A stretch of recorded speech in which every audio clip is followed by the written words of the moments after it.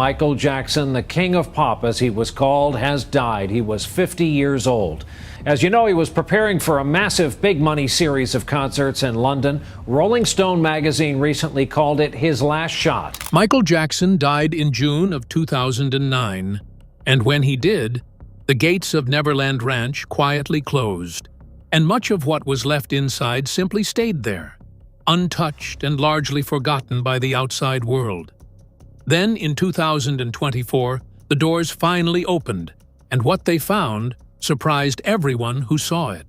I did. I lived in fear for many, many years. And then I had another one that was from Neverland that you just don't say what you know. I was very fearful. I didn't know what to do. Could the contents of one warehouse change everything we thought we knew about Michael Jackson? And what secrets had been hidden inside for nearly 2 decades? Join us as we open those doors and take a look into the private life of the King of Pop. The warehouse reopens. The ranch sat in the Santa Ynez Valley in California, sprawling across nearly 2,700 acres, and for years after his death, most of it remained sealed off, a private estate that had belonged to one of the most recognizable entertainers who ever lived, now sitting quiet and largely undisturbed.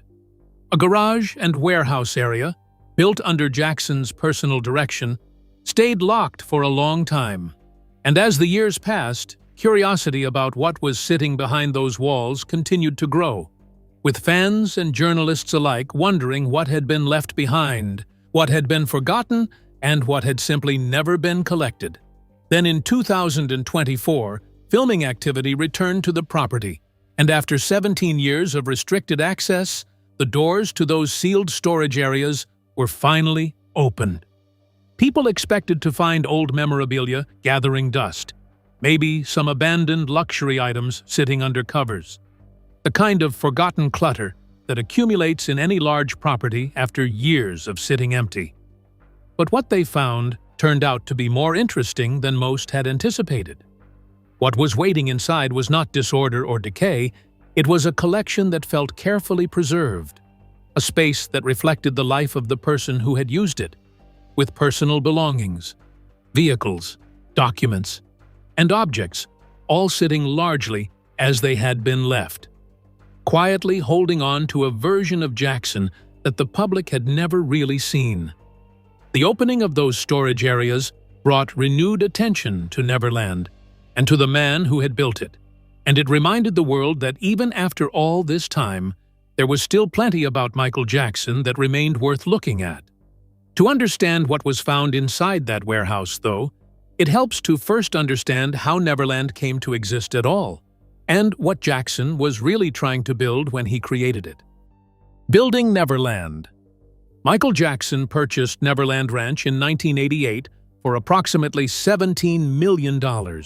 And from the moment he took ownership, it was clear he had something far beyond a typical celebrity home in mind.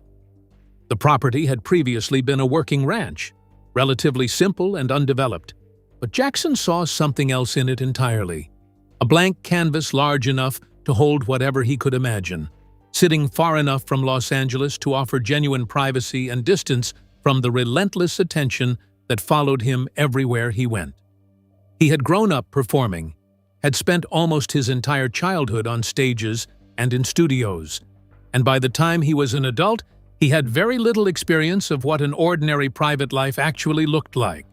So rather than try to live like everyone else, he built something that suited him specifically, a place designed entirely around his own sense of what comfort and happiness should feel like. The transformation of the property was extensive and took years to complete, with Jackson pouring enormous sums of money into the development, bringing in architects, designers, and contractors to construct something that had no real equivalent anywhere else in the world.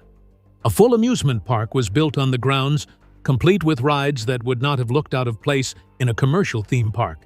And alongside it came a private railway that circled the estate, a fully equipped cinema, formal gardens, a zoo, and a range of themed environments and decorative features spread across the land. Every element was considered carefully. Nothing was added casually, and the result was a property that functioned less like a private home and more like a self-contained world. One where the ordinary rules and pressures of public life simply did not apply. For Jackson, Neverland was genuinely meaningful.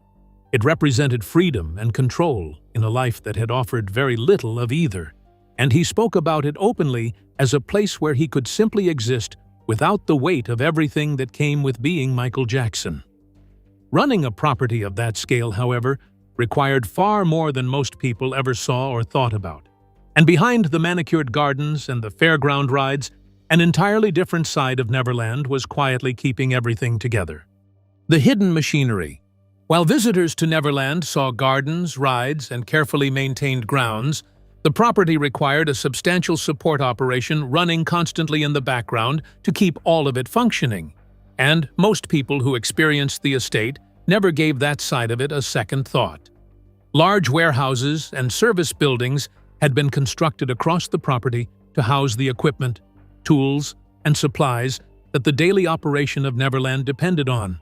And these structures were purely practical in their purpose, built not to impress anyone, but simply to hold everything that a complex and unusually large private estate needed in order to work. Ride components required regular maintenance and storage. Seasonal decorations needed to be kept somewhere between uses. Grounds equipment had to be housed and serviced.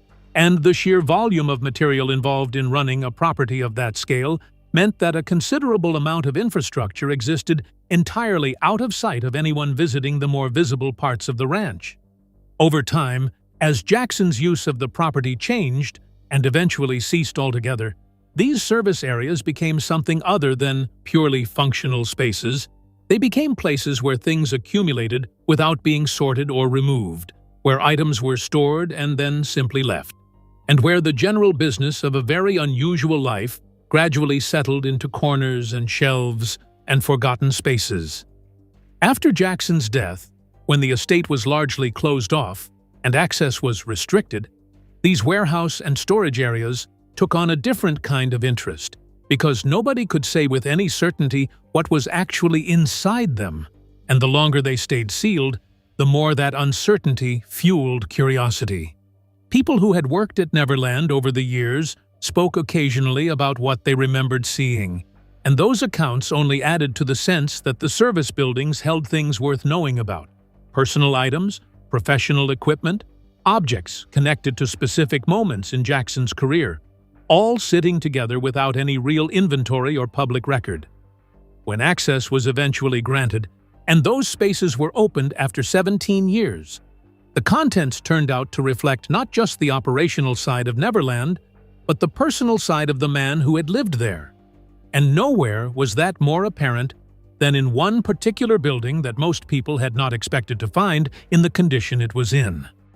A garage frozen in time. Among the various storage areas and service buildings discovered on the property, one stood out more than the others, and that was the garage where Michael Jackson's personal vehicle collection had been kept, largely untouched, for years after his death. The cars themselves were significant, a collection of Rolls-Royces and other high-end vehicles that reflected both Jackson's wealth at the peak of his career and his particular taste for things that were elaborate and carefully made. But what made the garage genuinely interesting was not just the vehicles sitting inside it. It was the condition of the space as a whole, the way everything appeared to have been left rather than packed away, with personal items still present around the vehicles, surfaces carrying the ordinary evidence of daily use, and an atmosphere that suggested the building had simply been closed one day and not reopened until now. There was no sense that anyone had gone through the space and removed things of value or tidied it in preparation for a future visit. It had the quality of a place that had been sealed mid-use, and walking through it meant encountering a version of Jackson's private life that had not been curated or presented for anyone's benefit. The vehicles themselves were well preserved. Luxury cars tend to hold their condition reasonably well when stored correctly, and several of them remained in a state that reflected genuine care and attention from a period when the ranch was still active and fully staffed. Personal items found nearby added another layer to the picture, small everyday objects that would mean little on their own, but in this context carried a different kind of weight, because they had belonged to someone specific and had simply been sitting in place since that person was last there. For anyone walking through that garage, the overall experience was less about the monetary value of what was inside and more about the feeling of encountering something that had been genuinely preserved rather than prepared, a private space that time had passed over without disturbing. What the garage contained was interesting, but it was only one part of what the warehouse areas revealed, and some of the most unexpected discoveries had nothing to do with vehicles or possessions at all. They were documents and personal writings that offered a direct look into how Jackson saw himself and what he was quietly planning. The man behind the image. Michael Jackson was one of the most carefully constructed public figures of the 20th century, and throughout his career, he put considerable thought and effort into how the world perceived him, what they saw, what they heard, and what they were allowed to know about the person behind the performances. The public version of Jackson was polished and deliberate, built over decades of media appearances, music videos, interviews, and carefully managed moments. And for most people who followed his career, that public version was the only one they ever really had access to, because Jackson was genuinely private about the parts of himself that existed outside the spotlight. What made the warehouse discoveries particularly interesting then was not the vehicles or the costumes or the personal objects. It was the documents, the private notes and written materials that had been stored away without any apparent intention of them ever being seen by anyone other than Jackson himself. Among the items recovered were personal writings that revealed how seriously and how methodically Jackson approached the question of his own identity, not just as an entertainer, but as a figure in the broader cultural landscape, someone who thought carefully about his place in the world and what he wanted that place to look like over time. One of the most discussed discoveries was a personal statement dating back to 1979, written when Jackson was still in the early stages of establishing himself as a solo artist separate from his work with his brothers. And in it, he outlined his intentions for himself with a level of clarity and ambition that most people would not have associated with someone so young. The statement described plans to reinvent himself completely, to become something that had not existed before, to push beyond what anyone expected of him, and to do it deliberately and systematically rather than by accident. And reading it with the knowledge of what his career eventually became gave it a quality that was difficult to ignore. Beyond that specific document, the broader collection of written materials painted a picture of someone engaged in constant self-examination. A person who thought deeply about how he was perceived, where he was falling short of his own standards, and what steps he intended to take to close the gap between who he was and who he wanted to become. That level of self-awareness was not something that came through clearly in Jackson's public persona, which tended to project confidence and control rather than uncertainty or ongoing effort. And the private writings suggested that behind the image there was considerably more complexity than most people had reason to suspect. It added a dimension to the understanding of Jackson that the warehouse contents as a whole seemed to offer consistently, a reminder that the person living inside that carefully managed public identity was thoughtful, driven, and far more deliberately engaged with his own story than his performances alone would ever have suggested. The personal objects found alongside those documents told a similar story, and some of them connected to moments in his career that fans had followed for decades, which made them more than simple possessions. Objects that defined a life. Personal belongings have a way of saying things that documents and records cannot, and what was found in the warehouse areas at Neverland, beyond the vehicles and the written materials, was a collection of objects that reflected Jackson's life in a way that felt immediate and specific, rather than historical or distant. Costumes were among the more expected discoveries, given that Jackson's stage wardrobe had always been a central part of his identity as a performer, but the condition and context in which several of them were found gave them a different quality from the items that had previously appeared in auctions or museum exhibitions.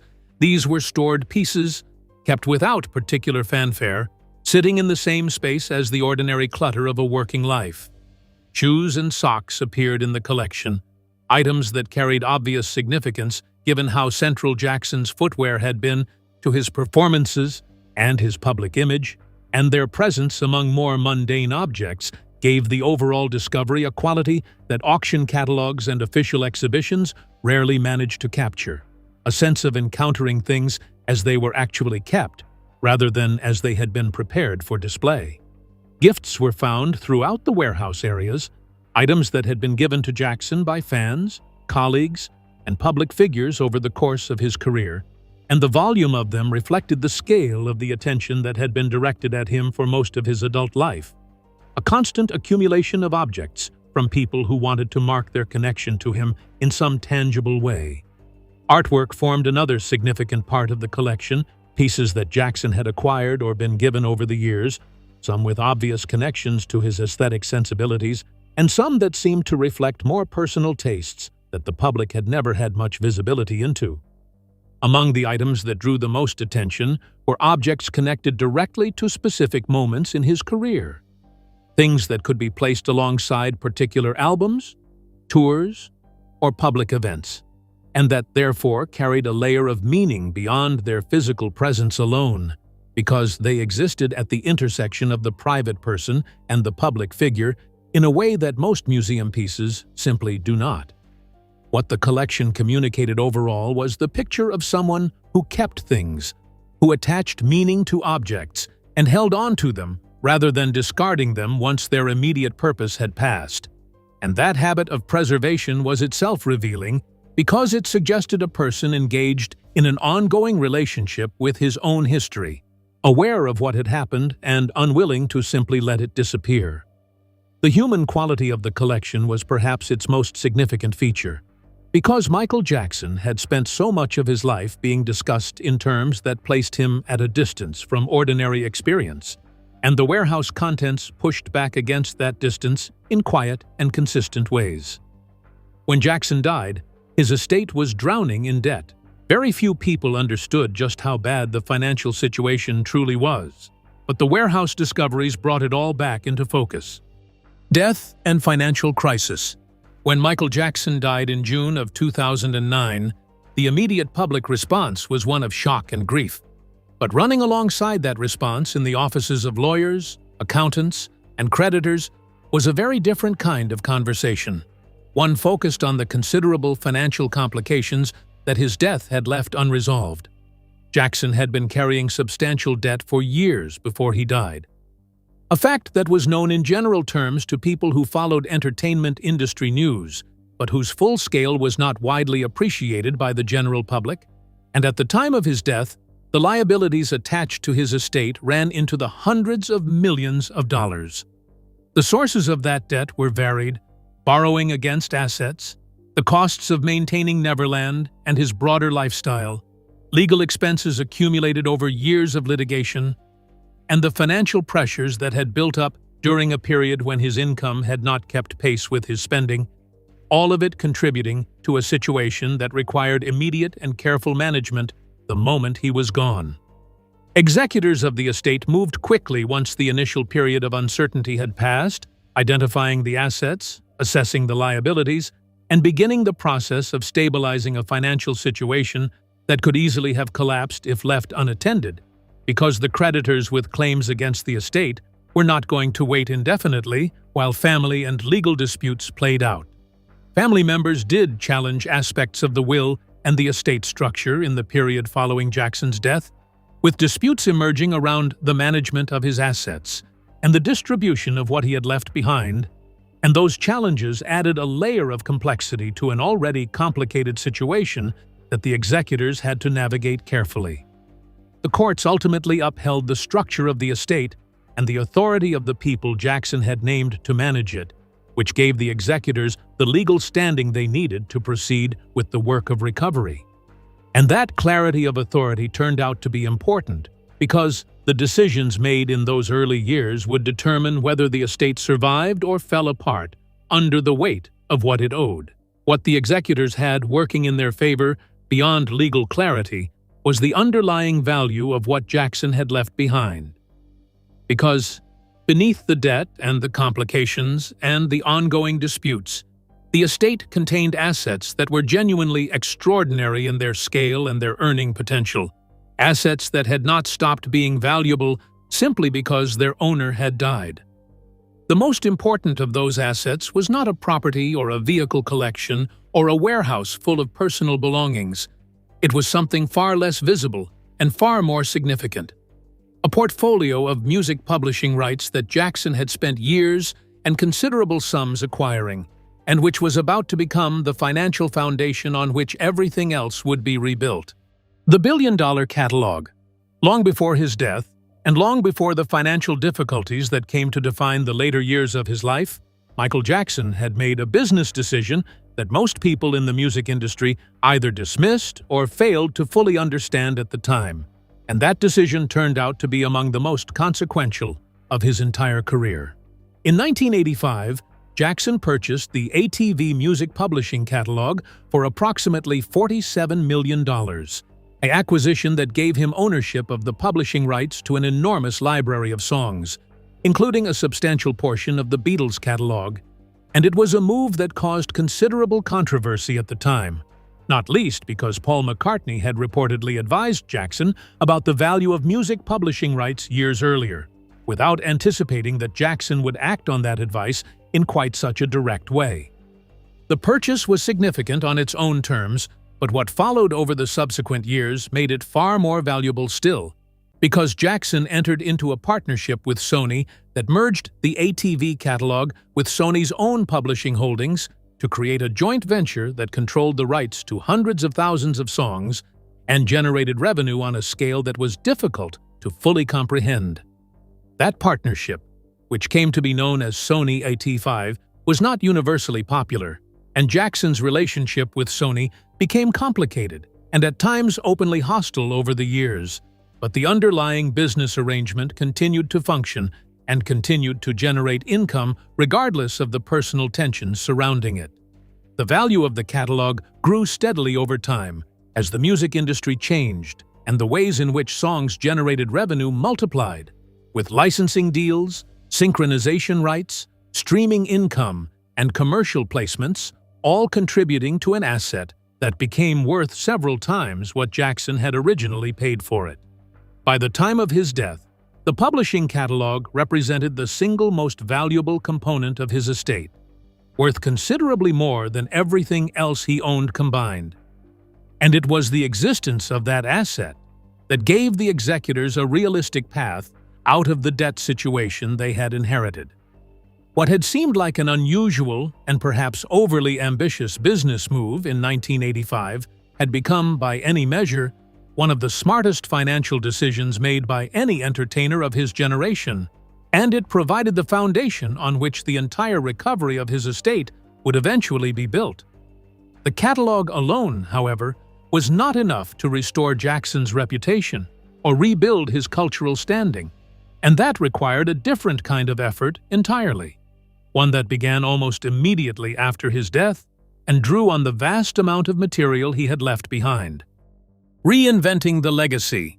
Michael Jackson's reputation at the time of his death was complicated, shaped by decades of intense public scrutiny, legal proceedings, and media coverage that had pulled his image in multiple directions simultaneously, and the people responsible for managing his estate understood that the financial recovery they were working toward would mean very little if the cultural standing of his name continued to deteriorate.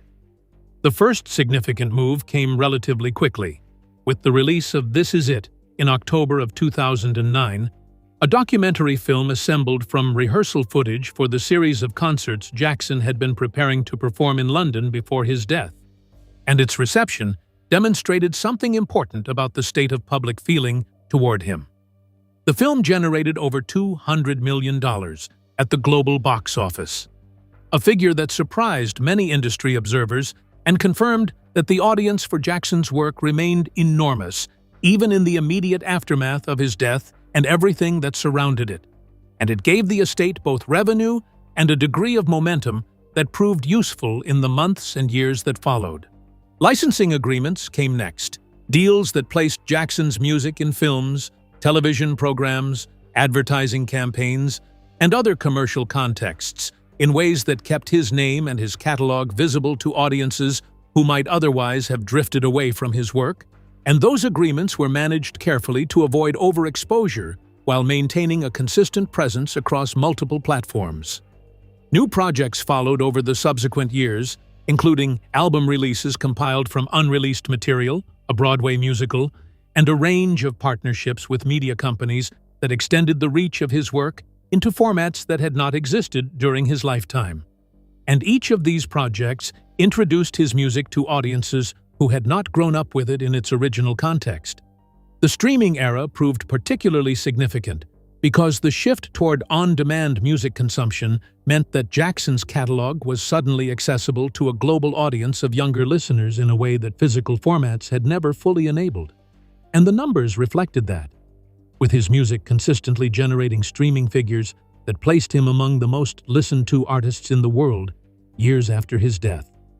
What the estate had achieved, gradually and through a series of carefully considered decisions, was the transformation of Jackson's cultural presence from something fragile and contested into something that felt stable and self-sustaining.